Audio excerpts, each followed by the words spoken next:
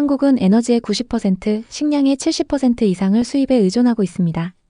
외화가 한 번만 말라버리면 환율이 치솟고 화폐 가치가 계속 하락하게 됩니다.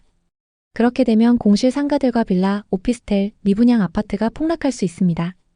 설마 우리나라가 그렇게 되겠어? 많은 분들이 이렇게 생각하시죠. 해외 파산 국가들의 국민들도 위기 직전까지 똑같은 말을 했습니다. 설마 우리가. 오늘은 국가 경제가 어떻게 한순간에 무너지는지, 그리고 2025년 지금 한국에서 이미 펼쳐지고 있는 그 위험 신호들을 정확히 짚어보려고 합니다. 서울 번화가 강남이나 명동, 홍대를 걸어보세요. 임대문이 플랜카드가 건물 1층마다 붙어 있고 유리창에 청테이프로 X자를 붙인 폐업한 상가들이 줄지어 있습니다. 밤 9시만 되면 불 꺼진 상가 거리가 유령 도시처럼 느껴집니다. 지방 아파트 단지는 더 심각합니다. 대구, 부산, 광주, 대전 등등.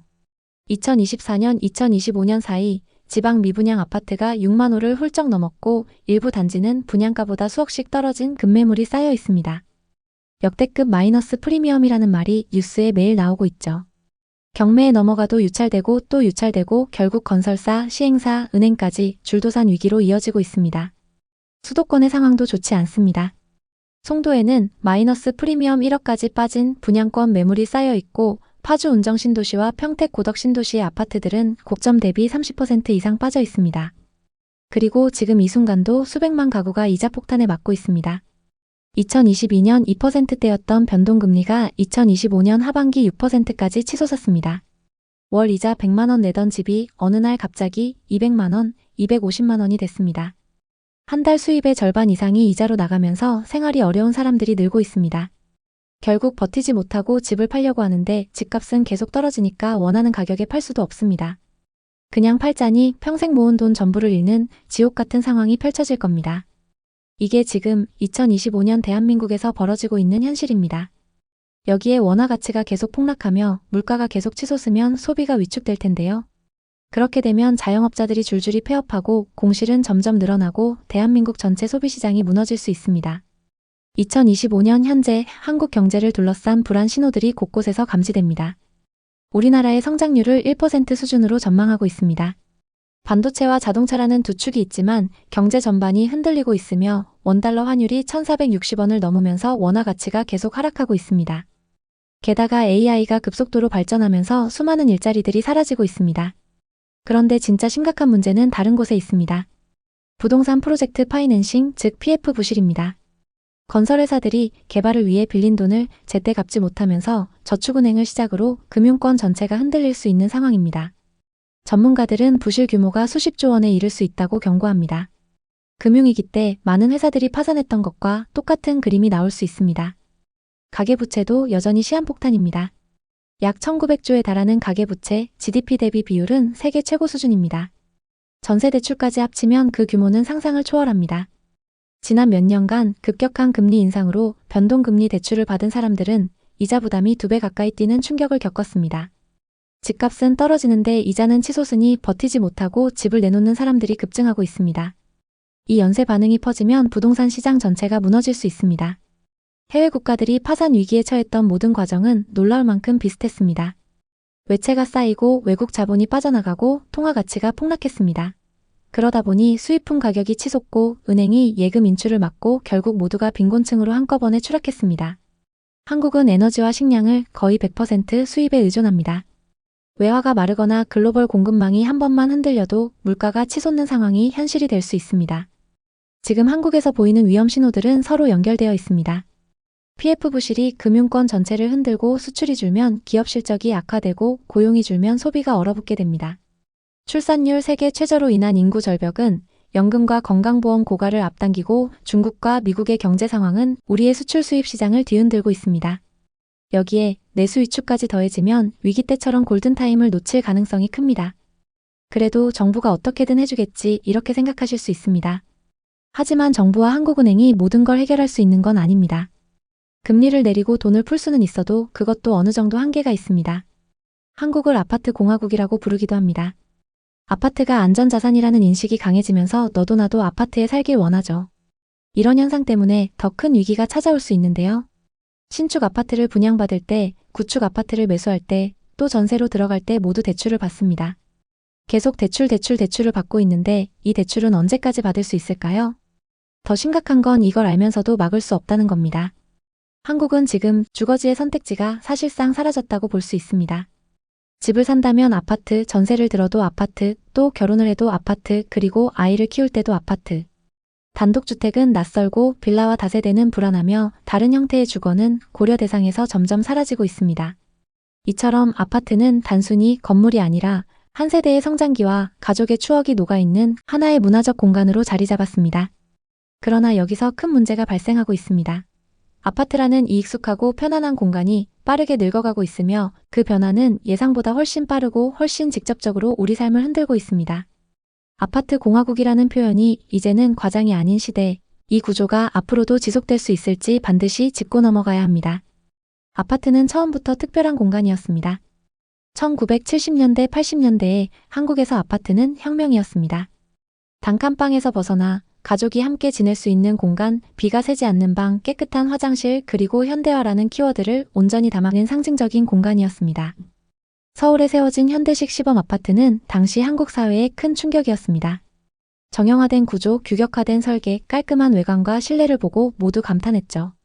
좁은 국토에서 많은 인구를 수용해야 했던 시대에 아파트는 국가가 선택할 수 있는 가장 현실적이고 합리적인 답이었습니다. 결과는 명확했습니다.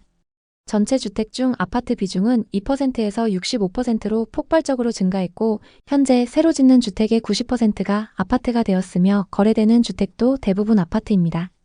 한국은 그야말로 세계에서 찾아보기 힘든 아파트 편중 국가가 되었습니다. 아파트에서 태어나 아파트에서 자란 세대들이 요즘 세대들입니다. 심지어 지금의 20, 30대는 아파트 키즈라고 불리기도 합니다. 태어나서 단 한 번도 단독주택에 살아보지 않은 사람들도 많죠. 단독주택 마당을 처음 보고 집 구조가 특이하다고 느낀 경험담이 있을 정도로 이들에게 아파트 외의 주거 형태는 익숙하지 않습니다. 아파트는 이들에게 단순한 콘크리트 덩어리가 아닙니다. 단지에서 열렸던 야시장, 엘리베이터에서 마주친 이웃들, 놀이터의 전경, 현관문을 열고 들어가면 펼쳐지는 익숙한 구조. 모든 추억의 공간이 아파트였고 그만큼 아파트가 곧 고향이 되었습니다. 한 설문에서 아파트 거주 만족도를 묻자 이들은 대부분 7점 이상을 선택했습니다. 안정성, 편의시설, 익숙함, 치안, 커뮤니티, 이 모든 요소가 다른 주거 형태보다 아파트를 선택하도록 만들고 있습니다. 그럼 요즘 사람들이 아파트에 집착하는 이유는 뭘까요? 현재 한국에서 아파트를 가장 많이 사는 연령대는 30대와 40대입니다. 이것은 단순한 선호가 아니라 현실적 선택의 결과입니다. 아파트는 여러 가지 장점이 있죠. 상업시설, 교육환경, 교통과 편의, 또 주차와 치안, 그리고 관리 용이성, 마지막으로 황금성. 모든 면에서 압도적으로 유리합니다. 빌라는 단열, 주차, 방법 문제가 있고 단독주택은 관리와 비용 부담이 큽니다. 결국 현실적으로 가장 좋은 주거 형태는 아파트입니다. 주택 구입 계획이 있는 사람 중 86%가 아파트를 살겠다고 답한 결과는 한국 사회의 주거 선택지가 얼마나 좁아졌는지를 보여줍니다. 하지만 아파트 공화국이라 불리는 우리나라는 이미 큰 문제를 겪고 있습니다. 일기 신도시라고 들어보셨을 텐데요. 그 중에서 일산은 아주 유명한 동네이죠. 1990년대 개발된 한국의 대표 신도시였던 일산은 젊은 부부들이 대거 입주하며 미래 도시의 상징이었습니다. 하지만 지금의 일산은 완전히 다른 도시가 되었습니다. 학급수는 전성기에 비해 절반 이하로 감소했고 젊은 세대는 서울로 이동하고 있습니다. 지역 내의 고령층이 증가하며 도시구조가 바뀌고 있죠. 또 예전에 활발했던 상권은 쇠퇴하고 병원과 복지시설이 증가하고 있습니다. 요즘에는 빈 점포가 늘고 활력도 점점 사라지고 있죠. 도시는 결국 사람이 떠나는 순간부터 빠르게 늙어갑니다. 일산은 그 사실을 가장 먼저 보여준 지역입니다. 재건축은 더 이상 해결책이 되지 못합니다. 불과 몇 년 전까지만 해도 재건축은 도시가 살아나는 가장 확실한 수단이자 무조건 오르는 투자 대상으로 여겨졌습니다. 헌집을 허물고 새집을 받고 자산이 오르고 단지의 가치가 높아지고 도시 발전에 큰 도움이 될 거라 믿었죠. 그러나 지금은 상황이 완전히 다릅니다. 여러 가지 문제를 겪고 있는데요. 먼저 인건비와 자재비 상승으로 공사비가 30~40%가량 증가했습니다. 또 용적률이 이미 높아 추가 상향이 어려운 단지도 많죠. 사업성이 떨어지다 보니 주민분담금이 5억에서 7억까지 치솟는 경우도 비일비재합니다. 그러다 보니 경제성 악화로 재건축 추진에 난항을 겪고 있습니다. 많은 주민들이 말합니다. 그 돈이면 그냥 신축으로 이사간다. 재건축은 더 이상 도시 전체가 기댈 수 있는 만능 해법이 아닙니다. 2040년 한국 아파트의 70%가 노후 아파트가 됩니다. 이것은 한국 부동산이 맞이할 가장 큰 위기입니다. 1990년에서 2010년 사이에 집중적으로 지어진 아파트들이 2030년, 2040년 사이 모두 30년을 넘기기 때문입니다. 이는 곧 다음의 문제를 야기하게 되는데요. 유지보수 비용, 대규모 증가, 노후 설비 교체, 관리비 폭등, 슬럼화 가능성 증가, 인구 감소 지역에서 공실 확산, 그리고 지역 가치 하락. 특히 지방에서는 이미 그 징후가 나타나고 있습니다. 1990년대, 2000년대 지어진 아파트가 고점을 찍고 계속 하락하는 사례들이 눈에 띄게 늘고 있습니다. 그렇다면 앞으로 한국의 아파트들은 어떻게 될까요? 한국의 20, 30년 뒤 상황을 예측하게 했을 때 이런 결과가 나왔습니다. 앞으로 지방과 외곽은 노후 아파트가 방치되며 슬럼화가 진행될 것입니다. 또 관리 부담을 견디지 못한 단지부터 공실이 증가할 것이고 일부 지역의 아파트는 대형 빈집으로 남게 될 것입니다. 이는 단순한 상상이 아니라 현재의 정책, 인구 변화, 경제 구조를 그대로 반영한 결과입니다. 앞으로 필요한 것은 짓는 능력이 아니라 관리 능력입니다. 한국 부동산 시장은 서울과 수도권 신도시를 제외하고는 이런 상황에 처해 있습니다. 바로 공급 부족의 시대를 지나 이제는 대량 노후화 시대로 진입한 거죠. 전문가들은 이렇게 말합니다. 오래된 아파트들부터 진단하고 리모델링을 활성화해야 한다. 또 슬럼화 위험 지역을 선제적으로 관리하고 아파트 수요와 공급 관리를 체계적으로 진행해야 한다고 말이죠. 아파트는 앞으로 한참을 더 써야 할 자산입니다. 모두가 새 아파트로 이사가고 싶겠지만 그럼 낡은 아파트들은 어떻게 될까요? 이제는 빠르게 많이 짓는 것보다는 관리가 더 중요할 수 있습니다. 한국의 주거 문제는 공급만이 해결책은 아닙니다. 이미 지어진 아파트를 잘 관리해서 어느 지역이든 편하고 안정적으로 살 수 있도록 좋은 주거 환경을 만드는 게 더 중요할 수 있습니다. 아파트 공화국의 미래는 이미 시작되었습니다.